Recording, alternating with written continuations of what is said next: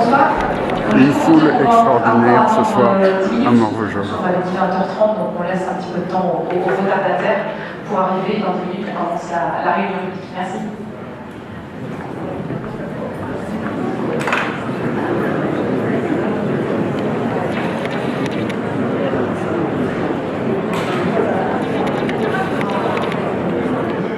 Un très très gros travail pour la commune de Marvejols, le cabinet Epsilon, effectivement.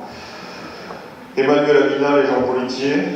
Emmanuel Abinal, directrice du centre de gestion de la fonction publique territoriale. Jean Politier, premier vice-président du centre de gestion qui représente aujourd'hui Alain Bertrand. Les conseillers départementaux qui sont là. Aujourd'hui, les représentants de la communauté de communes, le président, je l'ai dit tout à l'heure, il y a un certain nombre de maires du bassin de vie. C'est important que vous soyez là aussi ce soir. Et puis vous tous et vous toutes, on est près de 800 ce soir, puisque mes services avaient prévu 800 places, donc on est près de 800. Cela signifie l'enjeu et l'importance du sujet que nous avons à traiter ce soir. Ce soir, ce n'est pas un exercice politique, donc mon propos sera très très court. C'est un exercice de transparence et qui sera basé simplement sur des faits. Et Charles Gillet va vous parler de faits et de chiffres. Nous ne sommes pas là pour polémiquer ce soir, je le dis clairement, et pour faire un état des lieux, surtout, un état des lieux, et parler de l'avenir de Marvejols. Je l'avais promis, je l'avais dit, je l'ai fait. Cet exercice de transparence, pour moi, il est essentiel. Je pense que Marvejols vit ce soir un moment assez historique, puisque c'est rare que l'on soit réunis ici aussi nombreux. Même à l'occasion des vœux, on était plus de 500, 600 à l'occasion des vœux. Ce soir, on est encore bien plus nombreux. Donc, pour Marvejols, cet audit, c'est un état des lieux, mais c'est un nouveau départ. C'est pas simplement la présentation de chiffres, c'est aussi un nouveau départ pour demain et des propositions qui seront faites par M. Gillet tout à l'heure. Et espérer, c'est démentir l'avenir. Et vraiment, je vous remercie d'être présents aussi nombreux ce soir, vous qui croyez à Marvejols, qui croyez en son avenir. Je remercie les forces vives, les présidents d'associations, les membres d'associations, les chefs d'entreprise, et vous toutes et vous tous qui êtes présents ce soir. Merci beaucoup. Dans l'émission d'audit et d'évaluation financière dans le secteur public. Point très important souligné par M. le maire, cet audit a pour objet de faire un état des lieux du présent pour se projeter vers le futur. Donc je vais faire la présentation, je répondrai ensuite à vos questions. Il y en a pour à peu près 30 et 40 minutes. Prenez des notes pour certaines questions, ça va aller assez vite. C'est très technique, mais j'essaierai d'être le plus clair possible. Alors, tout d'abord, cet audit s'inscrit dans un historique que vous pouvez voir.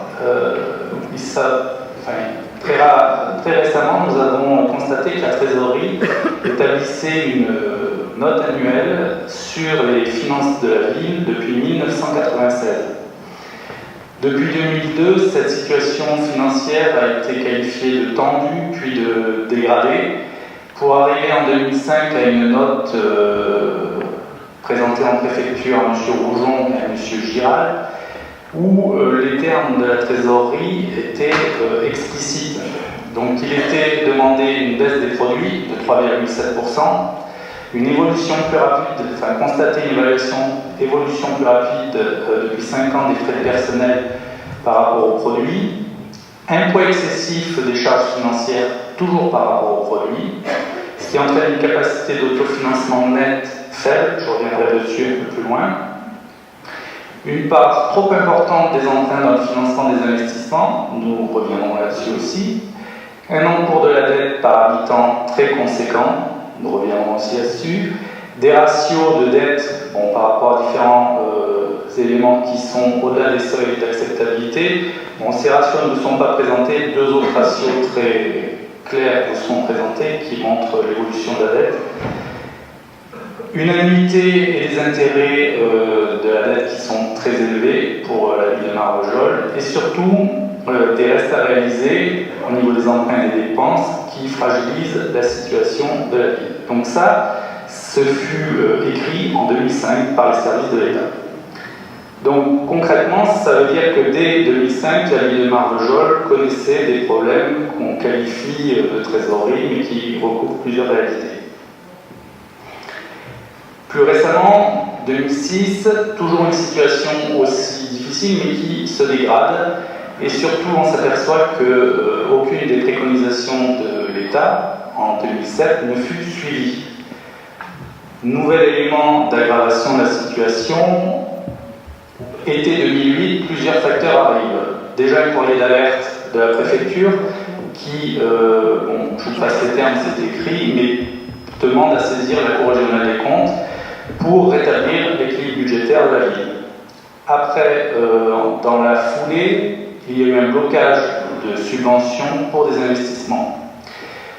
Suite à ça, la trésorerie a établi un rapport très détaillé qui fut présenté à Monsieur le maire et Monsieur l'adjoint de finances en 2008, où il était explicitement demandé de réduire les charges courantes de fonctionnement, de majorer fortement les taux de la fiscalité directe locale, essentiellement taxes d'habitation et taxes sur le foncier bâti, de cesser d'investir pour cesser d'emprunter et de réduire la dette. En octobre 2008, la mairie a adressé 2 courriers pour présenter son plan, pour répondre aux demandes, aux injonctions de la préfecture. Personnellement, je n'ai pas eu accès à ces courriers, l'équipe municipale non plus. Il se trouve qu'il était demandé un plan pluriannuel d'assainissement des finances publiques. Ce plan n'a jamais été établi et que la préfecture imposait l'accompagnement de la commune par la trésorerie. Ce fut le cas. M. Blaillac a accompagné pendant un certain temps, je dirais un long temps, la ville de Marvejols et continue d'aider la ville de Marvejols. En 2011, on voit qu'aucune de ces préconisations ne fut suivie, donc 3 ans après ce coup de chauffe sévère.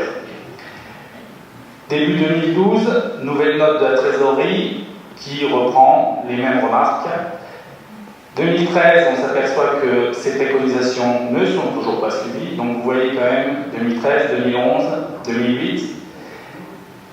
Pour finir, suite à la mission d'audit, c'est pour ça qu'on se retrouve le 30 avril 2015, Monsieur de Loustal a récupéré les courriers d'alerte de la préfecture en 2008, donc vous voyez quand même qu'il a fallu attendre le 30 avril, nous sommes le 19 mai, et il a fallu attendre le 12 mai pour que Monsieur le maire récupère les analyses détaillées de la trésorerie. Historique de l'audit.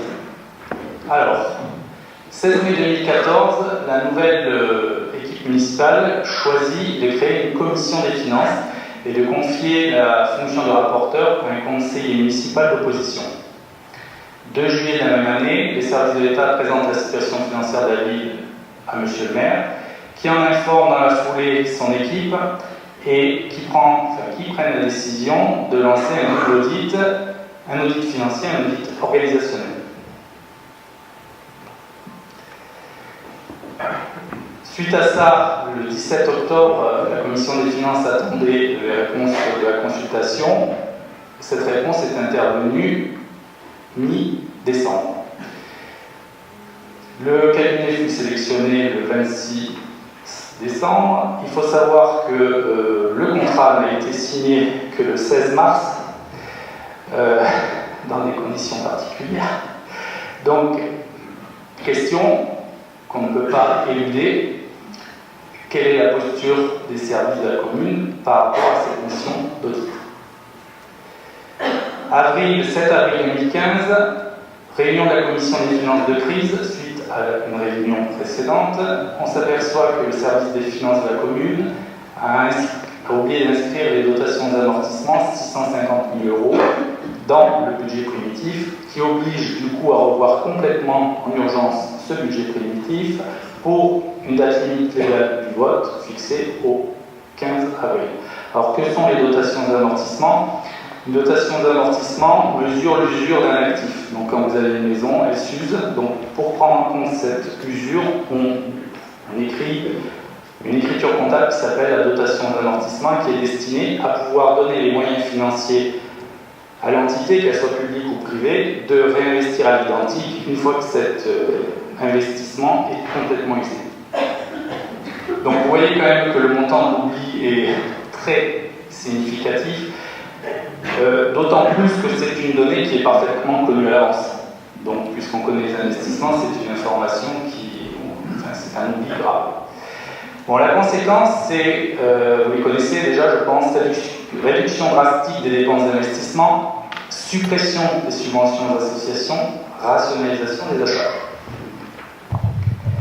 30 avril 2015, réunion en préfecture, suite au vote du budget primitif. La trésorerie nous interroge, j'étais à cette réunion avec M. Deloustal, sur les recettes des restes à réaliser et sur le montant de la dette. Donc les restes à réaliser, que ce soit des recettes ou des dépenses, sont en fait des recettes ou des dépenses qui sont engagées sur le précédent exercice, donc là 2014, mais qui seront payées sur 2015. Donc ce sont des écritures de transition entre deux exercices. Donc il est important de bien procéder à un inventaire de cette écriture. Suite à ça, donc dans la journée même, ces montants ont été vérifiés. Il s'avère que les restes à réaliser en recettes sont surévalués, donc 210 000 € ont disparu, c'est normal, ils n'existaient pas. Montant de la dette faux, effectivement, la dette n'a pas été ajustée, elle est plus de 300 000 € supérieure à ce qui est présenté dans le présent document. Donc ce qui fait une dette, vous le verrez, supérieure, qui frôle les 13 millions d'euros. Donc, vous le voyez, je l'ai écrit, c'est une erreur, ce sont des erreurs graves qui ont des répercussions fortes sur les finances de la commune et sur le fonctionnement de la commune. Bon, conséquence d'autant plus grave, c'est que le budget primitif 2015 est faux, le compte administratif 2014 est faux, donc ces comptes sont non sincères, alors que toute entité publique ou privée a l'obligation d'établir une comptabilité sincère. Ça suppose, ça oblige la saisie de la Cour régionale des comptes et ça signifie très concrètement une mise sous tutelle. Il n'y a pas d'autre alternative. 7 mai 2014, avec M. Deloustal, nous avons rencontré la Caisse d'épargne, vous verrez pourquoi la Caisse d'épargne, pour voir s'il était possible de renégocier la dette. Alors, la réponse est oui, contractuellement, mais techniquement, ce n'est pas possible aujourd'hui, pour deux raisons. C'est que le rachat de la dette, vu la différence de taux, alors je passe très vite là-dedans, mais paradoxalement, les taux d'intérêt actuellement des marchés sont beaucoup trop bas. Et donc, la ville de Marvejols est obligée de rembourser la dette au taux où elle l'a contractée, qui est proche de 5%. Elle doit rembourser le capital plus la différence d'intérêt. Et ensuite, réemprunter. Donc, ça veut dire que l'opération n'est pas intéressante actuellement. Elle coûterait aussi cher que de rembourser la dette en l'état. Autre mauvaise surprise, on s'est aperçu que la dette, lors de sa renégociation en 2008 avec la Caisse d'épargne, a déjà été réétalée, ce qui veut dire qu'il n'y a plus de marge de manœuvre à ce niveau-là. Et on verra ça en détail un peu plus loin. Alors, l'objet d'un audit financier est de procéder à une analyse financière des comptes administratifs de la mairie. Alors, pourquoi une analyse financière ? Tout simplement parce que quand vous lisez un compte administratif en état, comme un bilan comptable d'une entreprise, vous avez certaines informations, mais vous n'avez pas toutes les informations, et en particulier, vous n'avez pas les flux financiers. Là, les points importants à regarder sont l'épargne brute, l'épargne nette.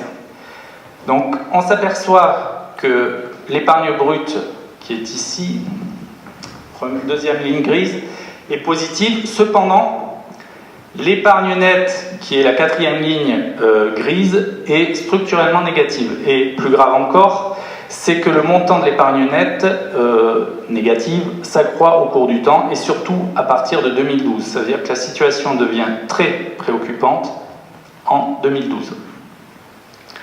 Donc on va voir ce que ça signifie. Alors voilà les principaux indicateurs de gestion de la dette. Il y en a beaucoup d'autres, mais au moins cela vous parle immédiatement. Donc il faut savoir que les textes imposent que la collectivité rembourse sa dette, donc emprunt plus capital, avec ses fonds propres.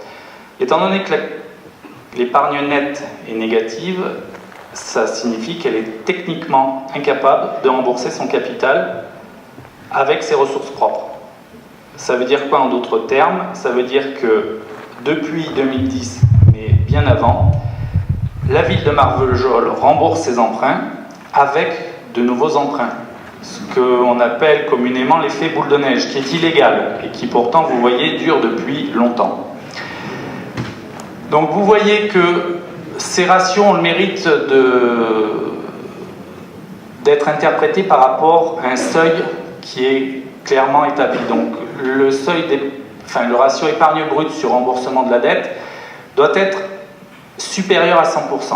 Ça veut dire que s'il est supérieur à 100%, la mairie a la capacité de couvrir la dette. Vous voyez que ce ratio, en 2012, bon déjà en 2010 est légèrement négatif, donc on est déjà dans une situation d'alerte, mais surtout 2012, 2013 et à nouveau 2014, la situation devient critique. Il en va de même pour la marge d'autofinancement courant. Donc là, cet indicateur a pour but de mesurer la couverture des dépenses obligatoires par les recettes de fonctionnement. Ce ratio doit être inférieur à 100%, ce n'est pas le cas. Je précise que pour 2014, ils sont présentés avec les données du compte administratif qui a été validé par le conseil municipal, mais qui est faux. C'est-à-dire qu'en fait, la dette est supérieure de 300 000 €. Donc les ratios sont encore moins bons. L'encours de la dette, vous voyez qu'il est conséquent. Surtout, ce qu'il faut regarder, c'est que le remboursement du capital, en moyenne, tourne autour de 930 000 à 950 000 € par an, mais que malgré ce remboursement très conséquent, le montant de la dette a baissé de 2010 à 2012, mais depuis 2013 augmente. Et le montant exact de la dette est de presque 12 800 000 € en 2014. Donc, vous voyez l'ampleur des enjeux pour la ville de Marvejols, notamment pour redresser les finances publiques. Le taux d'effort de la dette est de 27%, c'est-à-dire ça représente le montant des remboursements en capital plus intérêt dans les recettes de fonctionnement. Indicateur qui va vous parler, la capacité de désendettement qui est exprimée en année. Avec un montant en 2014 de dette faux, vous voyez que la ville s'est endettée, mettra 21 ans pour rembourser sa dette par rapport à 2014. Alors, une petite remarque, il faut savoir que le plan comptable impose des durées légales pour amortir toutes les immobilisations. Les durées les plus longues, notamment pour ce type de bâtiment, est de 20 ans. Vous voyez que déjà la dette, le remboursement, la capacité de désendettement est supérieure à la durée de vie des actifs. Ça veut dire quoi? Ça veut dire que vous allez rembourser à terme les actifs qui seront usés et donc vous ne pourrez pas les remplacer à l'identique. Donc vous êtes dans une situation critique. L'état de la dette, je poursuis. La ville de Marvejols rembourse 20 emprunts simultanément. Alors, c'est beaucoup, mais ce n'est pas ce qui est le plus important. Ce qu'il faut regarder, c'est le montant de ces emprunts et surtout la durée de ces emprunts. Vous avez un emprunt qui est souscrit sur une durée de 30 ans, qui a été souscrit en 2008. Pareil, il se pose la question, quel est bien fondé d'emprunter sur 30 ans, notamment sachant, je le dis maintenant, que plus on emprunte sur du long terme, plus le montant des intérêts est élevé par rapport au montant du capital emprunté. Vous avez un emprunt sur 25 ans, un deuxième sur 25 ans et un autre sur 21 ans. 15 emprunts pour des durées comprises entre 15 et 20 ans. Conclusion, c'est que vous avez 6 contrats qui arrivent à échéance entre 2015 et 2020 pour 500 000 €, donc c'est relativement faible. Vous avez 6 contrats qui vont arriver à échéance en 2024 et 2025. Vous aurez remboursé 6 300 000 € de plus. 5 contrats qui arrivent à échéance entre 2028 et 2032 pour 3 millions. Et après, au-delà, pour 2 millions. Ça veut dire quoi? Ça veut dire que votre commune est lourdement et longuement endettée. Surtout, ça veut dire qu'il est impossible en l'état, et je précise bien en l'état, d'investir dans de nouveaux équipements structurants avant 2026. Alors, s'il vous plaît, votre attention, il reste encore 9 diapositives. Alors, les raisons de cette situation, elles sont simples en fait. C'est une politique d'investissement démesurée par rapport aux ressources de la commune. Vous voyez qu'en 2010, pratiquement 5 500 000 € de travaux ont été exécutés pour un budget de fonctionnement hors investissement qui s'élève à 5 millions, entre 5 et 6 millions suivant les années. Parallèlement à ces dépenses d'investissement, vous voyez qu'il y a aussi un effondrement des recettes d'investissement hors capacité de financement que nous avons vu, la fameuse épargne nette. Que constatons-nous? Un effondrement des subventions d'investissement régulier, mais surtout brutal à partir de 2012. Des recettes financières qui sont les dotations de l'État qui fluctuent à la baisse, donc ce n'est pas une nouveauté, vous êtes informés par la presse nationale et locale, mais surtout pour compenser ces baisses de recettes auprès de l'État et surtout auprès des autres collectivités, départements, régions, la commune a dû emprunter pour pouvoir réaliser ces investissements. Donc la double cause vient d'ici, c'est-à-dire une politique d'investissement très importante associée à un financement par emprunt. Alors qu'il y a, on va le voir, il y a des ratios à respecter. Alors les raisons de cette situation, de surcroît, il y a aussi eu une poursuite des recrutements entre 2004 et mars 2014, malgré la demande inverse de la trésorerie. Alors là, il y a une coquille qui s'est glissée. Poursuite des investissements entre 2008 et 2013, c'est pas mars 2013, c'est 2013. Toujours malgré la demande inverse de la trésorerie. Surtout, ce que l'audit a révélé, alors je reviendrai peut-être sur un point, c'est un audit financier, ce n'est pas un audit légal, mais c'est l'absence d'un véritable inventaire des investissements et surtout des travaux de rénovation des actifs, c'est-à-dire que quand des travaux sont réalisés sur des actifs, ils ne sont pas imputés sur cet actif. Donc ça pose problème pour valoriser cet actif. Le manque de rigueur dans l'imputation comptable des dépenses, c'est-à-dire qu'elles sont imputées pour certaines sur des postes fourre-tout, où on ne sait pas à quoi correspondent exactement ces dépenses. L'absence de véritable inventaire des besoins pour préparer et donc voter les budgets primitifs, et l'absence de stratégie de financement des investissements. Tous les investissements sont réalisés sans que les financements de ces investissements soient actés.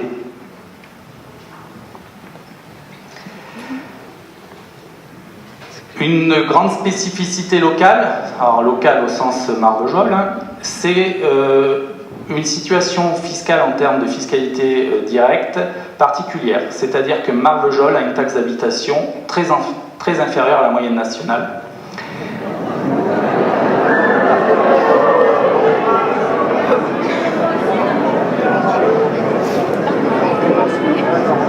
Je prendrai vos réactions après, laissez-moi terminer s'il vous plaît. Et une taxe sur le foncier bâti qui par contre est supérieure à la moyenne nationale. Bon, la conclusion, c'est que la fiscalité directe est sous-dimensionnée par rapport à la politique d'investissement qui fut menée jusqu'à peu de temps. Bon, là, c'est un rappel des principes de l'équilibre réel, donc je vous le passe rapidement.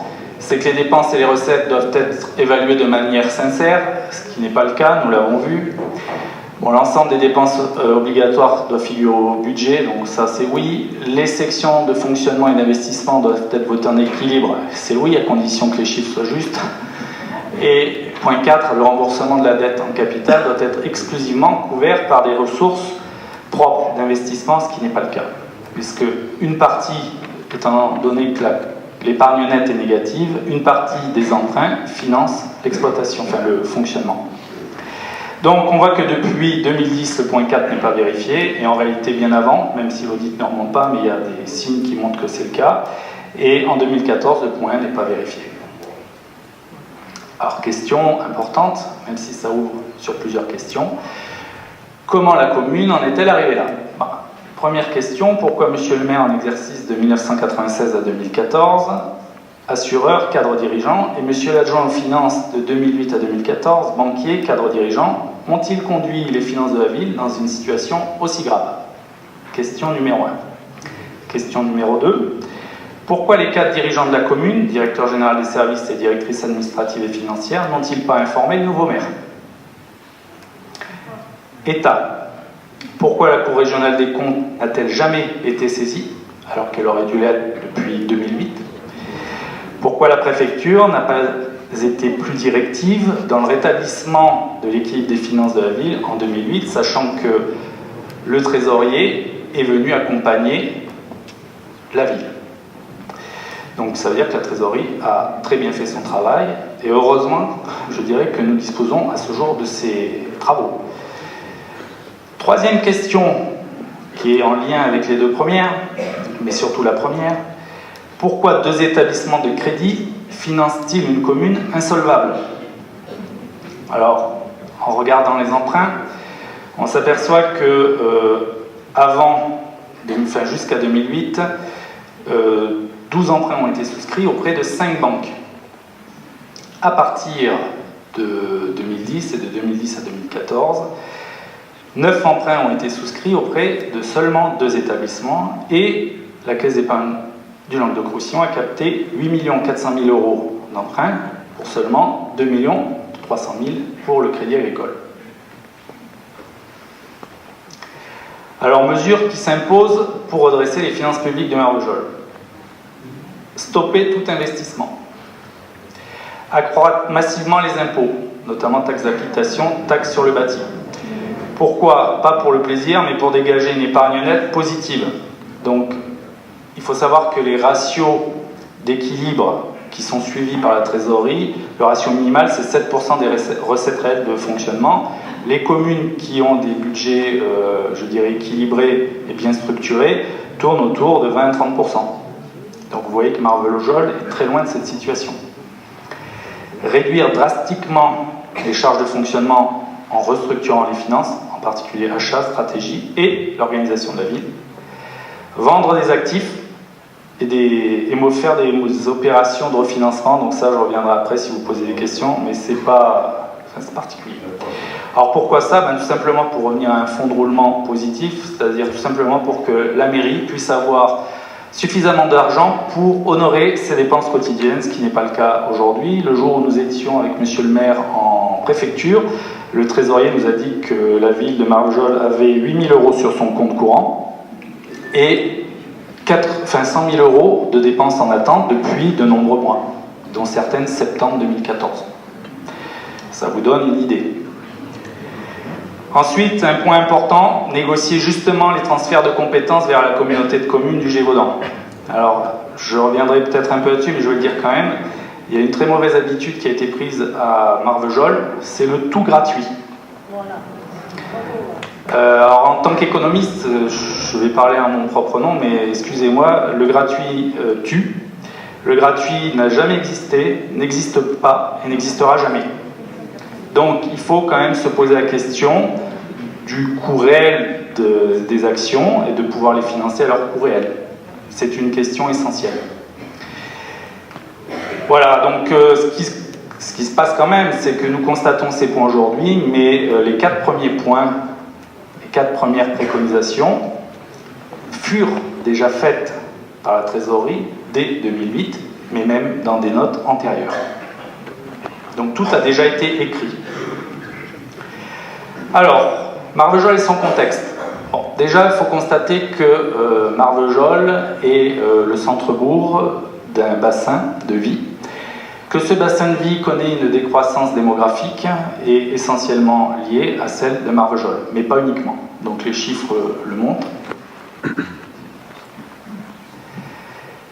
À ce jour, la ville de Marvejols finance seule des équipements structurants du territoire du Gévaudan. Alors, Quel domaine? Tourisme, culture, sport, école. On préparait aussi des actions sociales, de solidarité.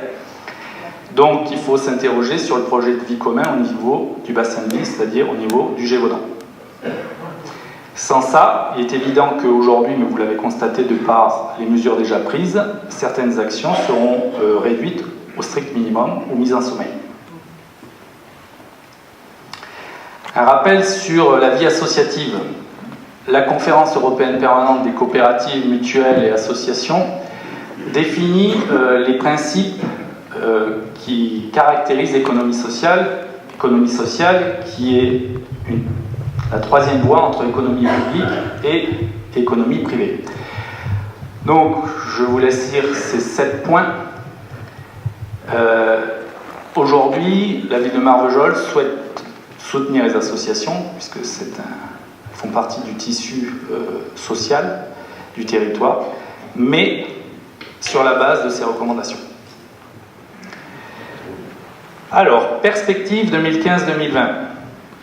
Donc, mettre en œuvre dès 2015 les préconisations formulées par la trésorerie dès 2008. Donc, arrêt du recours à l'emprunt pour équilibrer les finances publiques, retour à une épargne nette positive, puis retour progressif à un fonds de roulement suffisant pour assurer un fonctionnement normal des finances de la ville. Alors, les points encourageants. Bon, division par 2 des investissements en 2014. Sans cette décision l'an passé, Marvejols aurait déjà été en cessation de paiement en 2014. Arrêt des investissements en 2015, c'est déjà le cas. Prévision de quelques départs à la retraite pour certains agents, donc 2017-2018. Fin des premiers emprunts, mais vous avez vu, pour un montant de 500 000 € sur presque 13 millions entre 2015 et 2018. Et un potentiel fiscal significatif. Ensuite, la ville de Marvejols dispose de biens, donc c'est la bonne surprise, qu'il est nécessaire de valoriser, soit par des cessions, soit par des opérations financières spéciales, donc qui restent à étudier en fonction des besoins. Je vous remercie pour votre attention et je laisse la parole à madame. Merci.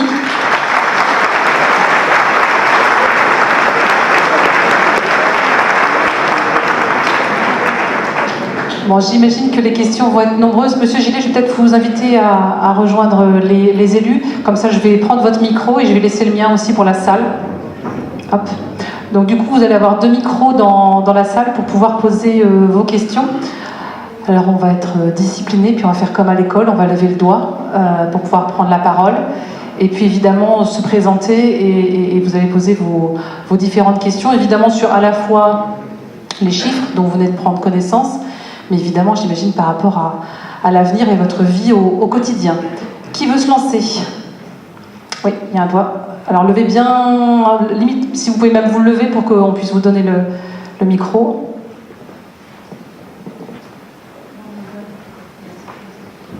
Bonjour, je suis Madame Yanon, je suis nouvellement venue sur la commune de Marvejols.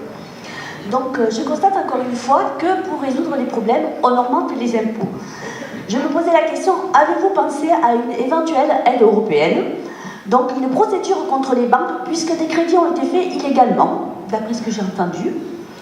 Ensuite, oui, vous avez des biens, mais si vous les vendez tous d'un coup, vous allez faire chuter le cours de l'immobilier sur la commune. Donc si en plus vous augmentez les impôts locaux, les gens auront du mal à récupérer leurs avoirs ou leurs acquis, etc. Ensuite, la mise sous tutelle, vous dites, elle est actuellement en procédure ou vous l'avez déjà? Ensuite, pourquoi ne pas effectivement régler le problème je ne sais pas, parce que j'ai pris les notes, mais c'est un petit peu le bazar. Non, vous inquiétez pas, allez-y, prenez votre temps.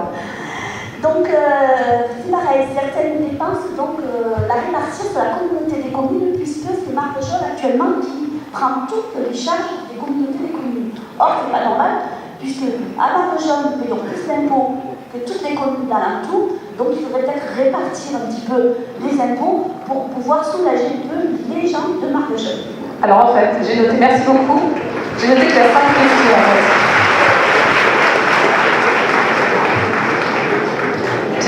c'était un tir groupé, en fait il y a 5 questions, on va les reprendre, si vous voulez bien, monsieur le maire, les unes après les autres. Il y a une réflexion qui est menée, mais la communauté de communes, c'est pas la solution à tout.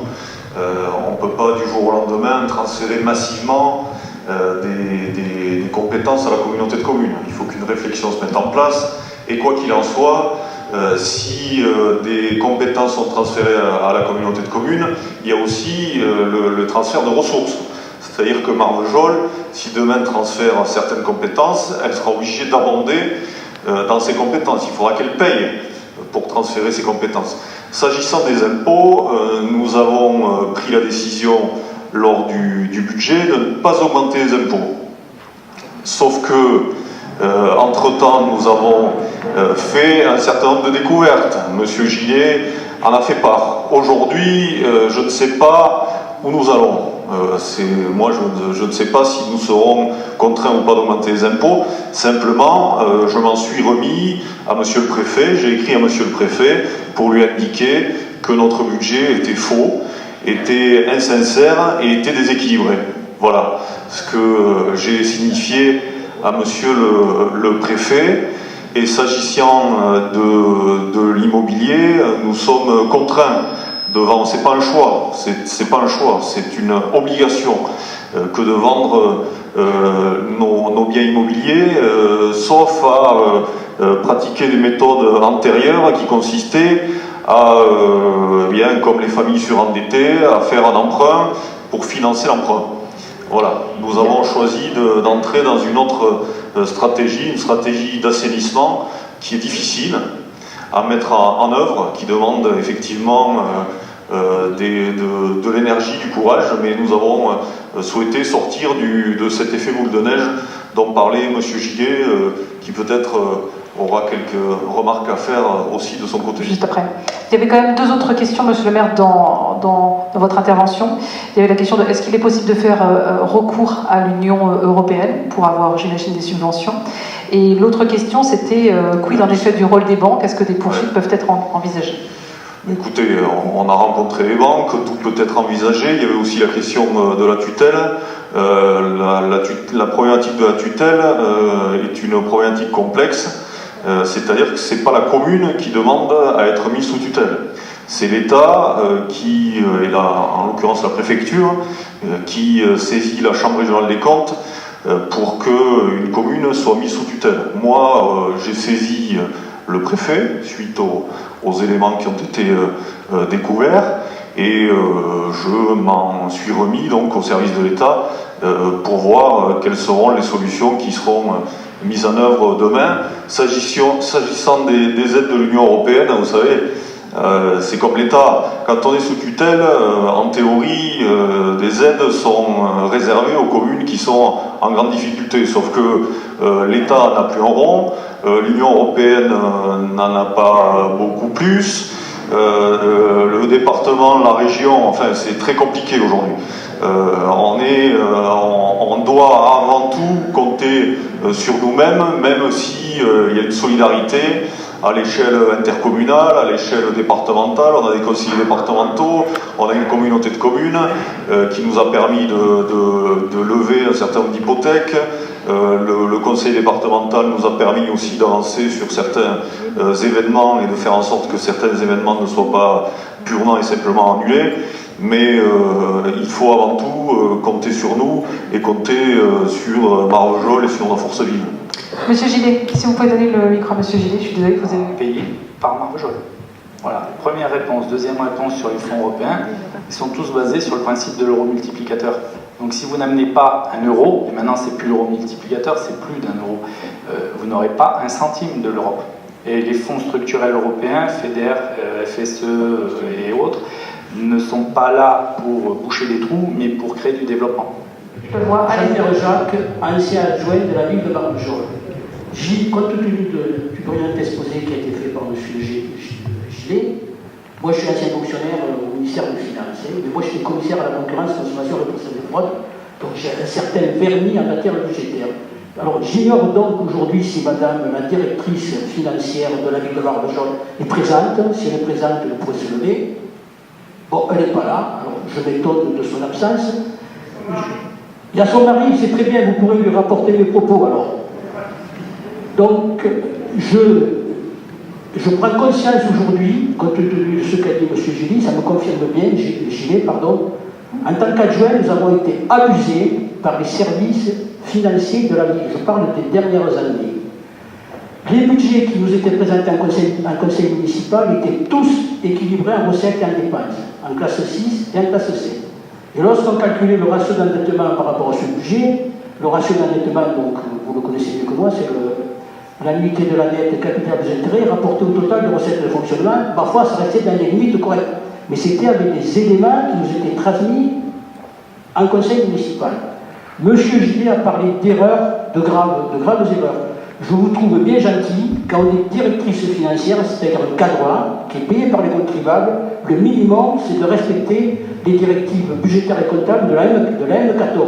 Donc moi, je n'hésite pas à dire, pour certaines années, et on pourra en apporter la preuve, il y a eu des pratiques que je qualifierais d'exotiques et des errements coupables.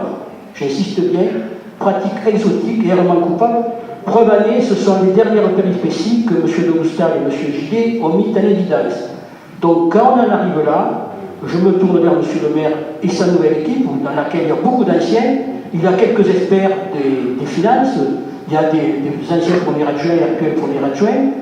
Donc moi, à mon sens, je crains que M. le maire soit obligé de faire comme Paul Quiles au congrès de Valence en 81, dire des têtes vont tomber, nous dire lesquelles et surtout le faire vite. Parce qu'on ne peut pas continuer à le faire.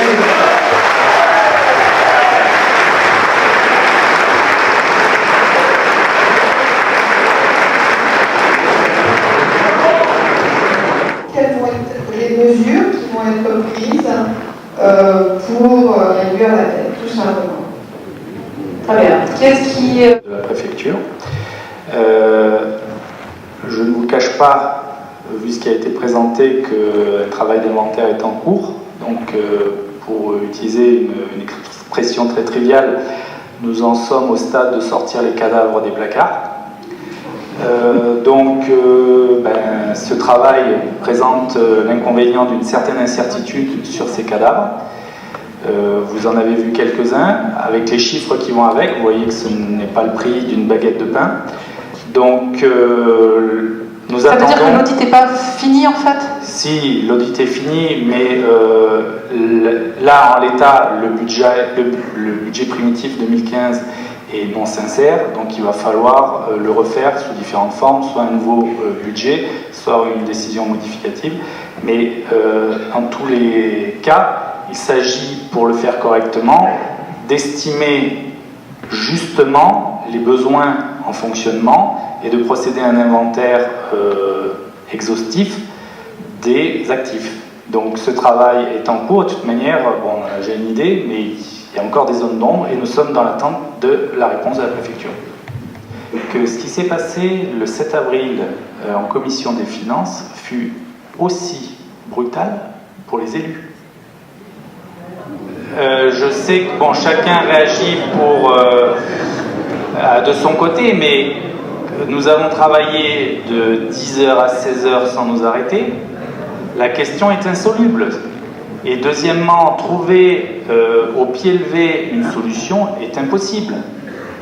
Les autres, vous parlez de la communauté de communes, mais la communauté de communes a les mêmes contraintes avec différents enjeux, mais elle ne peut pas prendre au pied levé une dépense qui n'est pas inscrite dans son budget, dont elle n'a pas la compétence. Donc il faut mesure garder, et je sais que c'est un choc, je le comprends tout à fait, mais en même temps, ce choc a été vécu et subi par les élus en premier lieu. Donc je comprends qu'il va y avoir plusieurs questions de cette nature. Malheureusement, la réponse est la même. Il n'y a pas un centime dans les caisses pour financer ces activités. C'est triste à dire, mais malheureusement, c'est la stricte réalité. Vous avez une question au fond et puis on reviendra. Nous avons découvert, c'est écrit sur le PowerPoint, les notes de la trésorerie après le vote du budget primitif. Il est évident que nous aurions eu ces documents en mairie plus tôt, les choses auraient été très différentes, mais même pour l'équipe, puisque dès sa prise de fonction, les choses auraient été très différentes. Sauf que là, excuse-moi, je vous coupe, la question portait aussi sur les exercices précédents, c'est-à-dire... C'est la même chose, ça veut dire quoi? Je l'ai dit, mais alors je vais peut-être le dire plus brutalement. Ça veut dire que le BP 2015, le budget primitif 2015, qui a été présenté initialement et que les élus ont dû retravailler, était faux. Être non sincère, ça veut dire être faux. Le papier supporte tout, un tableur Excel supporte encore plus de choses, puisque vous avez vu qu'il suffisait d'équilibrer la chose, mais personne ne vérifiait, et surtout, ce qui est plus grave, c'est que personne n'était en mesure de vérifier la réalité des écritures.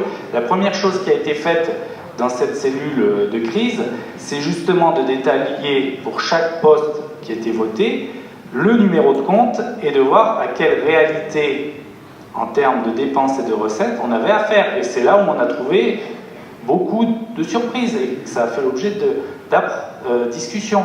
Donc, je suis désolé de vous dire que malheureusement, les comptes ne sont pas sincères, sont non sincères depuis plusieurs années. Je vais vous donner un autre exemple pour répondre plus précisément à votre analyse. Si vous allez sur le site internet public collectivité-territoriale.gouv.fr, vous pouvez avoir la synthèse des comptes administratifs de chaque mairie. Par rapport, j'ai comparé les résultats des analyses qui proviennent des comptes administratifs, on s'aperçoit qu'il y a toujours un petit delta. Et ce petit delta, on le retrouve partout, y compris sur des données d'entrée élémentaires, le montant des recettes, le montant des dépenses. Et ça, pas depuis 2014, pas depuis 2015, depuis plusieurs années. Voilà où nous en sommes. Ensuite, deuxième question, le montant de la taxe, je vous ai déjà répondu. Ta position. Ben, je sais pas, il faut encore le rabâcher, je pense, le taux d'imposition. Vous le saurez quand le montant des dépenses de fonctionnement réel en 2015 sera connu. La responsabilité d'un maire jusqu'au là. Ça, c'est la première question. Et après, au bout de l'anomalité de fonctionnement, au point de vue du frais de fonctionnement, on a toujours parlé de dette, mais par contre, jamais de frais de fonctionnement. Au point de vue salarial, on embauche comme ça, sans savoir s'il y a assez de. J'ai vaguement appris, ça aussi, c'est sur le marché. On a oui, voilà, tout à fait, pour la comptabilité. En fait, il est bon, ça, mais c'est même dit qu'on avait même couvert des frais de fonctionnement par des assurances qui nous étaient tombées. Donc, je ne sais pas, mais si, je ne sais pas, je gère un petit peu des affaires, si nous, on a compris, on l'a fait, on aurait pillé. On ne serait pas sous tutelle, on aurait pillé. Donc, à un moment donné, je ne sais pas. Alors, on va essayer de répondre à vos deux questions. Donc, il y en avait une sur la question, peut-être répondre de façon très légale et concrète sur la responsabilité d'un maire, jusqu'où ça peut aller. Et puis la deuxième question, donc sur les frais de fonctionnement. Qu'est-ce qui veut bien répondre? La responsabilité du maire, moi je ne répondrai pas. Ça vous regarde autant en tant que citoyen que les élus. Voilà, ça c'est ma réponse. Je vous répondrai sur la deuxième. Oui, c'est pas écrit sur le PowerPoint. Oui, des polices d'assurance suite à un sinistre ont servi à atténuer certains déficits. Oui. Oui, mais monsieur... S'il vous plaît, attendez monsieur, on vous mettra le micro, il y a d'autres personnes qui attendent avant. L'objet, je vais aller jusqu'au bout. C'est une présentation... C'est une présentation publique, là on parle du volet financier. Il y aura d'autres questions, mais ce n'est pas le temps de ces questions, même si elles se posent, j'entends. Par exemple, le maire du Monastier. Une convention contre rémunération, parce que la commune de Marvejols a des personnes compétentes pour le réaliser. Voilà. Donc ça, c'est un exemple. Mais il y en a d'autres exemples comme ça. Mais il ne faut pas croire. Nous aussi, on va arriver à une cessation de paiement à un moment donné si on doit payer les autres. Moi, je ne vais pas faire des investissements dans ma commune si je sais que je ne peux pas les payer, je ne vais pas demander aux autres de les payer. Mais par contre, on peut s'accompagner, s'échanger comme ça, être les uns ensemble avec les autres et non les uns contre les autres. Merci beaucoup de ce témoignage. Madame Sinobre, présidente de l'Association des commerçants. Et nous avons actuellement 52 agents. Donc niveau, je pense qu'on est une dizaine, vingtaine de commerçants bien motivés. Et c'est vrai que peut-être qu'au bout d'un moment, on va se lasser. Donc, si les personnes qui reçoivent la pleine cotisation, c'est 80 € pour les 100 pas de porte et 120 € pour aller un pas de porte sur la commune ou ailleurs, ça nous permettrait, nous aussi, nous perdons notre subvention. Et on va se retrousser les manches pour cette année. Nous avons déjà organisé le salon de la fleur, nous allons organiser des marchés, nous allons organiser des concerts, nous allons essayer d'organiser des annulations pour Noël. Mais c'est vrai qu'à 52 personnes, ça fait peut-être un peu juste. Donc je pense que pour attirer le chaland et le touriste, c'est bien aussi d'avoir, c'est sûr, des moyens financiers. Et, autre chose, c'est bien aussi de consommer sur place. Je pense que vous avez bien résolu ça à la vision.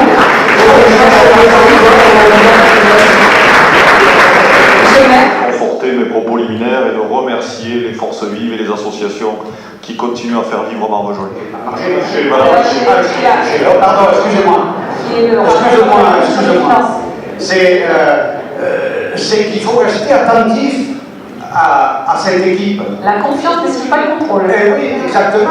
La confiance, c'est pas fermer les yeux. Allez-y, faites ce que vous voulez. On voit ce que ça donne. Voilà. Moi, j'invite à applaudir Michel.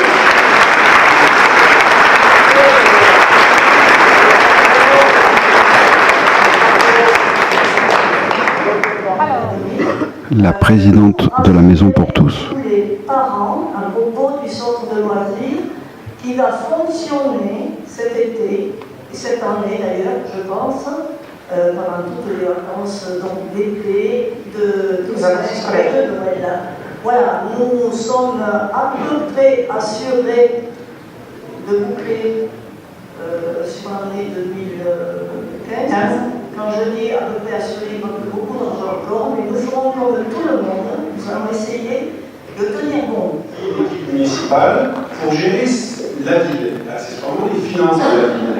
Donc là où je m'interroge, c'est que dans la pratique, l'État, les finances publiques ou les services de la préfecture interviennent a posteriori sur les actes budgétaires. La pratique, c'est que lorsqu'on établit un budget prévisionnel, il y a une préparation qui est faite par les services, il y a une commission en général, la commission finances, qui instruit ce budget et qui peut poser des questions, qui va amender le dossier. Les élus ont tout pouvoir, ils représentent la population pour faire des observations, s'assurer que les ratios prudentiels ont bien été respectés.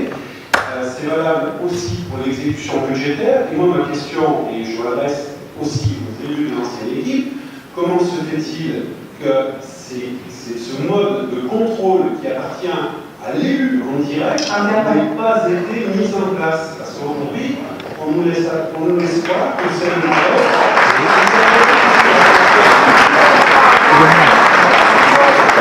Les responsabilités des uns et des autres, on verra la suite. Je pense que le sujet d'aujourd'hui, voilà, je comprends tout à fait votre question et je comprends que effectivement la population soit en attente et en recherche de responsabilités, y compris devant les juridictions.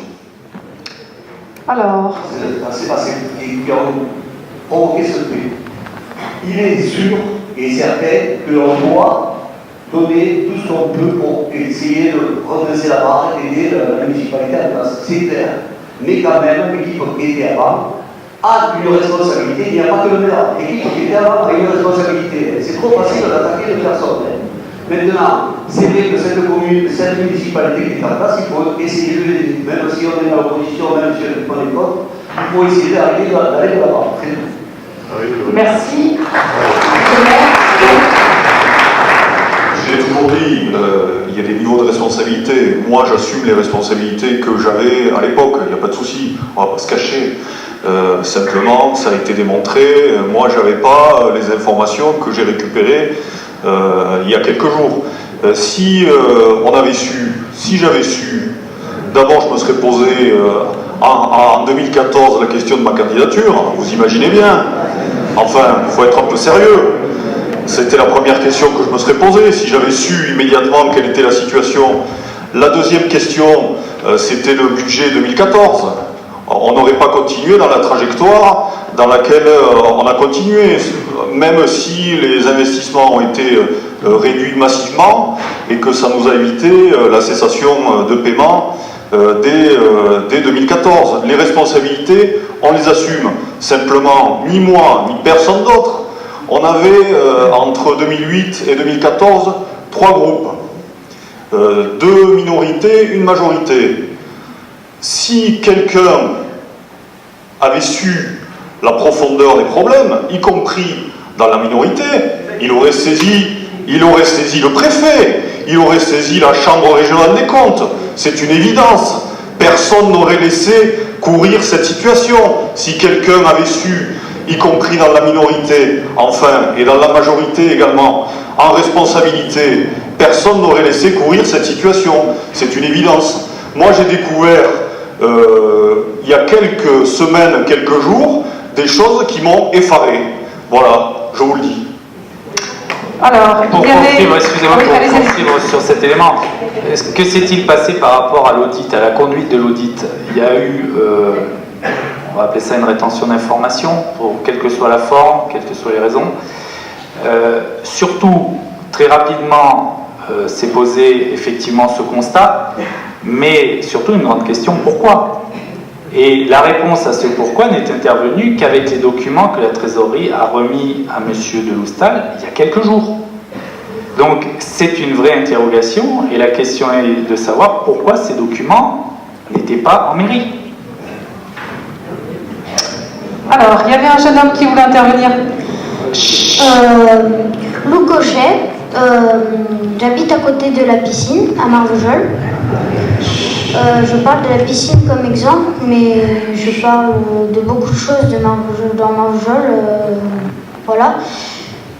Je voulais dire que la piscine, je ne veux pas parler de sous, mais on pourrait s'entraider pour que ce soit la mairie qui la gère. S'il vous plaît, c'est important, je pense, vraiment d'écouter. Et que ce soit des gens volontaires qui veulent, qui sont bénévoles, qui veulent être maître nageur, enfin voilà. Non mais... S'il vous plaît, derrière là, je pense que vous allez le perturber alors que c'est un très beau témoignage.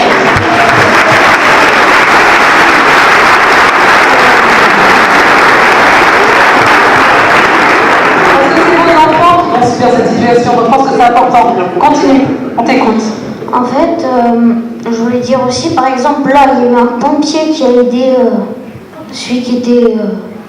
quelqu'un qui est tombé dans les pommes. Et ça a été utile dans la salle alors qu'on n'est pas beaucoup. Et dans Marvejols, c'est presque la même chose, un peu plus. Et pour le bonheur de tout le monde... ce serait cool. Merci beaucoup.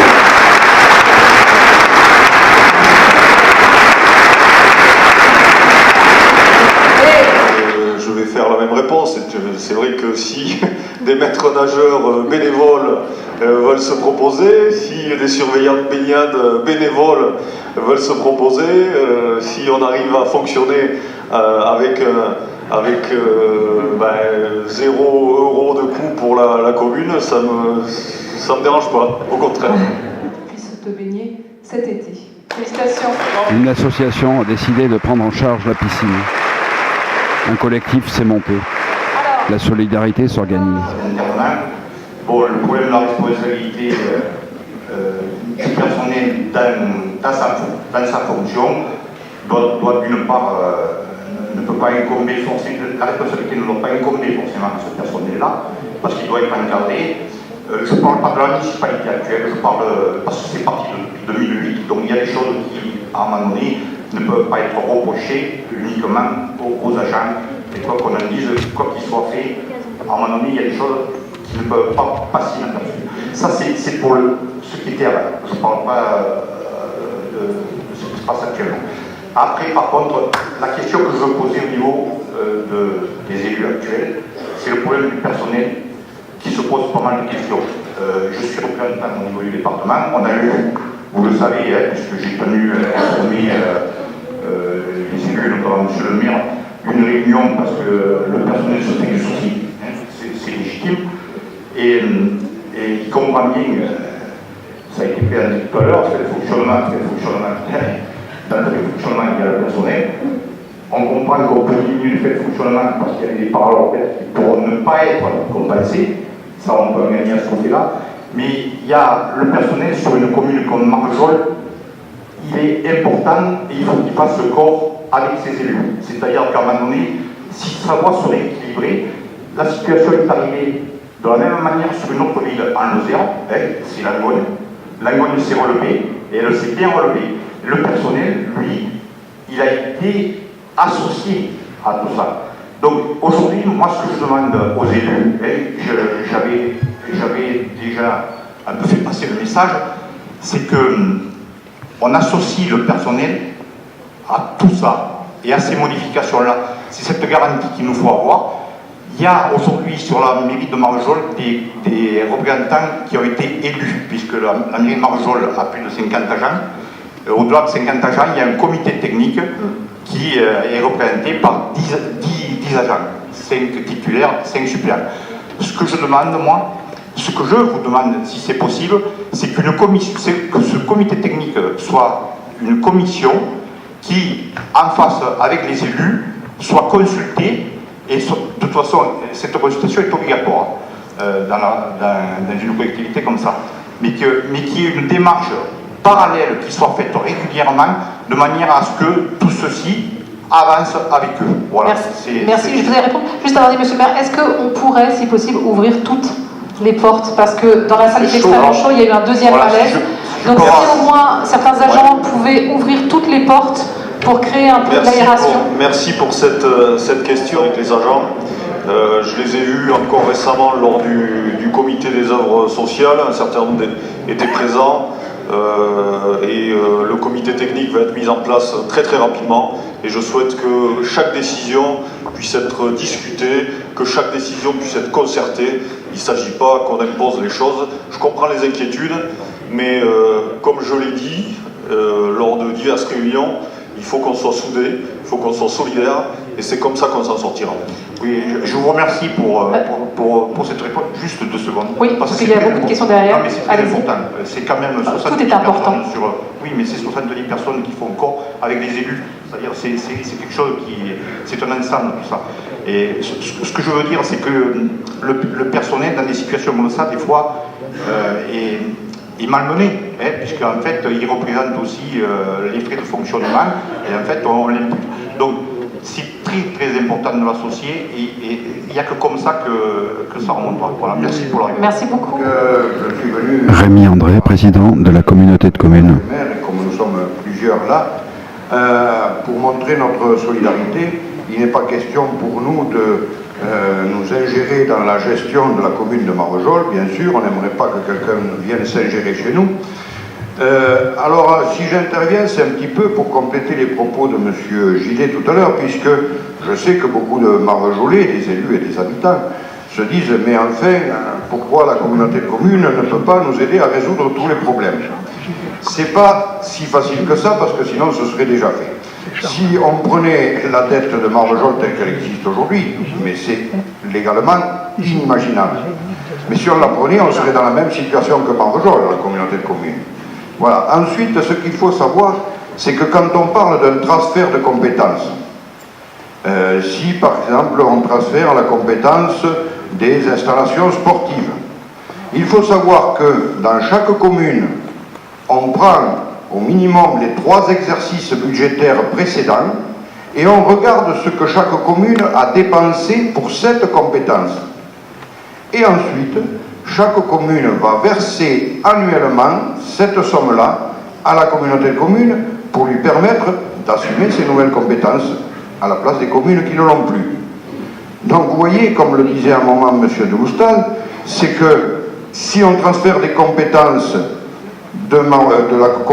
qu'aujourd'hui la commune de Marvejols finance quasiment seule, il pourra y avoir un effet de solidarité, puisque c'est vrai que ça bénéficie à des communes et à des habitants du bassin de vie, mais il ne faut pas penser que le fait de transférer une compétence fait que demain tout sera résolu, loin de là. Et puis, il y a une autre remarque, parce qu'on me dit souvent, c'est la commune-centre qui a toutes les charges de centralité. C'est vrai, elle en a une grande partie. Reconnaissez tout de même à un moment, pour avoir une analyse objective, qu'elle a aussi quelques recettes de centralité.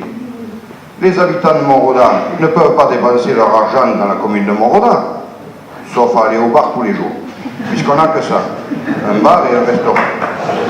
Donc, quand ils vont dans les commerces, quand ils vont dans les magasins, quand ils font travailler des entreprises, etc., ils alimentent le chiffre d'affaires de ces entreprises. Et ce chiffre d'affaires, après, a de l'importance par rapport aux cotisations foncières et aux cotisations sur la valeur ajoutée. Donc, c'est pas aussi simple que de dire on transfère les compétences, donc demain on n'a plus de dette et tout est résolu. Non, c'est beaucoup plus complexe que ça, et je crois que monsieur l'économiste qui est là ce soir pourrait vous en dire encore beaucoup plus dans ce domaine-là. Voilà, mais je tenais quand même à apporter ces précisions. Il n'est pas question, on a déjà eu des débats en communauté de communes, et on a accepté là d'intervenir de façon urgente par rapport au TMT et à la Maison pour tous, qui est un service public, voilà, mais ça ne peut être qu'une subvention exceptionnelle due au caractère d'urgence. Ensuite, pour continuer de cette façon-là, il faut qu'il y ait transfert de compétences. Et croyez-moi, ça ne se fait pas en 6 mois. On est en train de travailler sur le transfert de la compétence petite enfance. Ça doit faire 5 ou 6 ans qu'on en parle, 1 an et demi que les études ont démarré. Et c'est pas encore fini. Alors c'est pour dire si on ne va pas tout résoudre en quelques semaines. Voilà. Vous avez compris maintenant mieux la situation dans laquelle nous sommes. Merci beaucoup.